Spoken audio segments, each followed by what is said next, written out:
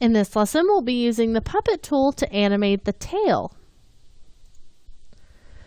Okay, so we're going to be using the puppet tool to animate the tail. And if you remember from whenever we use the puppet tool on the leash, we need to make sure that we turn off our continuously rasterize switch or the puppet tool is not going to work for us. So I'm going to turn that switch off. Then let's go out to our leash and bone comp and figure out which frames we want the tail to be animating on. So I really can't see the tail until about right here. So this is a great place for that to start. So I'll go back into the dog and leash, and instead of pulling a marker onto the main timeline or in the work area, I want to just put it on the layer itself. So with that layer selected and my current time indicator in the same place, I'll just hit the asterisk key on my number pad and it'll add a marker just to that layer. Now let's go back out to the main composition again, and we'll probably allow a little bit of time for our text to come on, and then right about here, around 3 seconds is probably when we want the tail to stop wagging and the animation will be just about over. So we'll go back in here and set another marker on that 3-second mark. Perfect. Okay, so let's go ahead and get to animating with the tail. I'm going to zoom in on it. And we'll just pan over a bit. And then let's grab our puppet tool and we'll add a few pins along the length of the tail.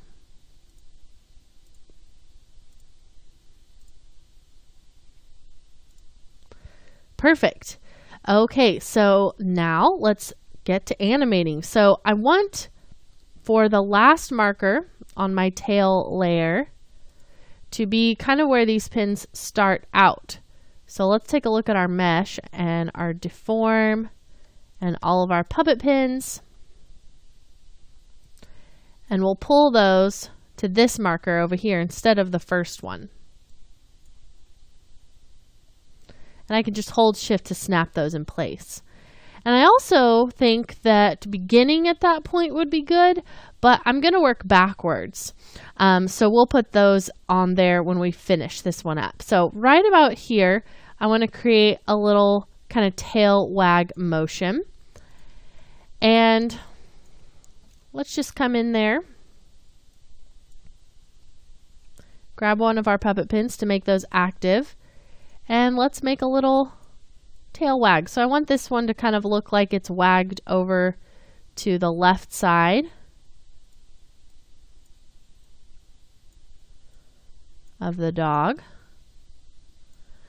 And then instead of just wagging to the next position, what we need to do is actually copy and paste the perfect keyframes, because it looks strange if you just put all the ones you want in a row. So we need it to come back to the resting position and then go to the next spot. So I'll grab all those keys, Control C, Control V, and then we'll move backwards again.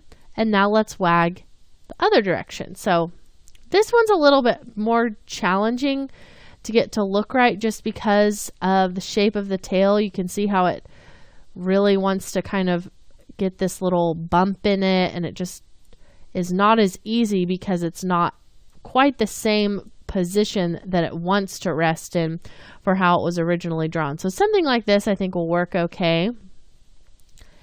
And then let's come in a little bit before that and we'll copy and paste those main set of keys again.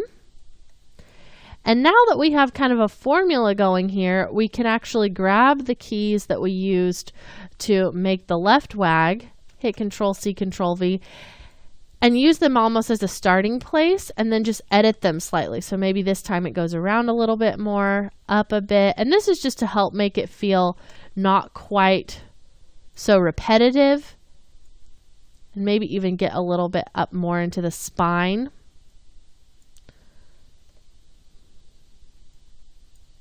And then we'll just want to, again, copy and paste the original set.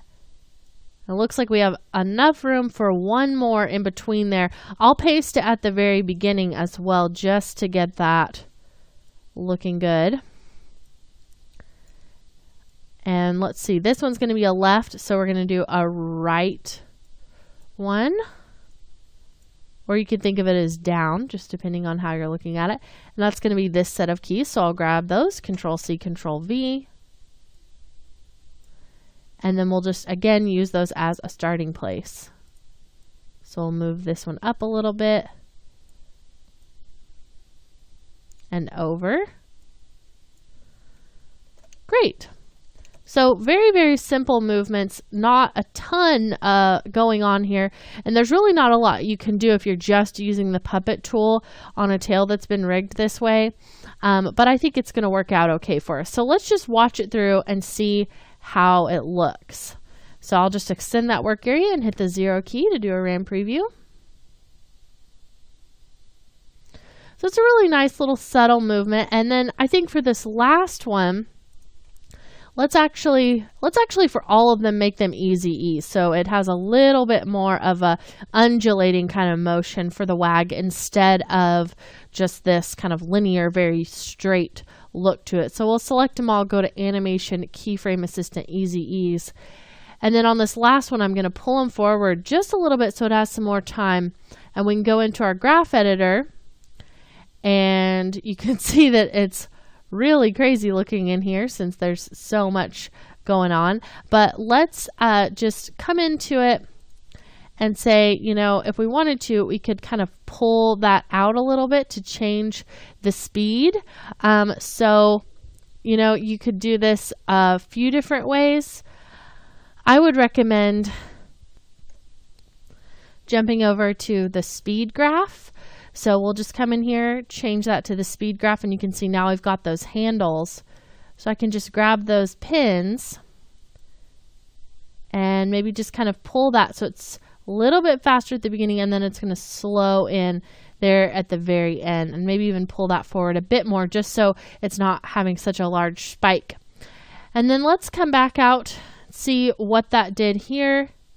We'll want to move those pieces forward as well and make sure that all of our pins match up if we're looking at the speed graph pretty well. Some of them are going to have to move more than others just when you consider the fact that some of them are going a greater distance. So let's go back out to our main leash and bone comp and just go a little bit past that 3-second mark. I'll hit the N key to kind of trim our work area in here, and we'll start it right about there. And then let's just watch through and see how it looks. It looks way better now that we've added the easy ease and played around with the timing of that a little bit. So I like that we can use the puppet tool to do something like that, just add a little bit of extra motion to it. And if you wanted to play around with it longer and maybe see if you could get it to maybe be a little bit of a larger wag where you're seeing more of the tail, you could definitely experiment with playing with that on your own. Now I want to come back in the next lesson and smooth some of the hard edges that are being created here whenever he moves his head around. Like in this area here, you really start to notice that the body is not moving compared to the neck and the head right in there. So I think we can fix that pretty easily just with a shape layer. So let's come back in the next lesson and add that to make it look more like skin and less like a paper doll.